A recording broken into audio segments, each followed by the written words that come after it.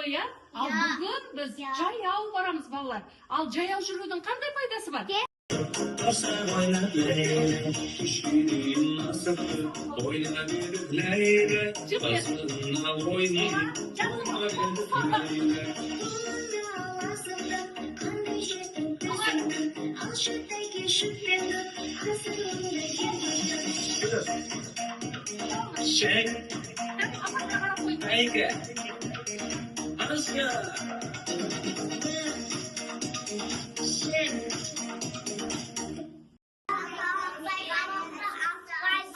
Дұрыс, тамақта асықпай шетпеңіз, иә?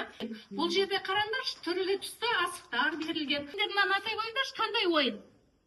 Асық? Асық ойын екен, иә? Ал күлгін түсте тағы қандай не шықты? Домбыра шықты. Мінекей балалар, иә? Радина, қаны, орындадыңдар ма? Қандай әдемі кілемше жасадық, міне, иә? Балалар, сендерге ұнады ма? Иә. Олай болса, кәнде, осы затта жасаған жұмыстарының қасында тұра тұрыңдар. Қандай түс? Сары. Мінекей балалар, сары түсті кілтті ашып қойдық, иә? 3 тапсырмамыз орындалды, иә, балалар? Иә. Ал қыздар, сендер келіңдерші біз. Мына жерге қарайықшы. Жаңа тапсырмамызды құлыптарды ашайық та жаңа. 1, 2, 3 тапсырмамыз орындадық қой. Сол құлыптарды ашайық, келе қойдық. Мына қараңдар балалар, біз бағана бірінші тапсырма орындадық, иә? Мына қараңдар.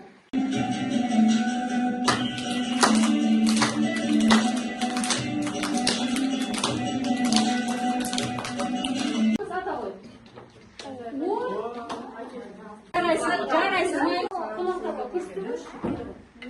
Жұмысы көрмедіңіз. Тапсырманы ашамыз. Қандай түс балалар? Қызыл. Олай болса, міне қызыл құлыпты ашамыз да. Мінекей, сонымен біздің күнекей қызымыз құтқарылды, балалар. Келе ғой. Күнекей қыз келді.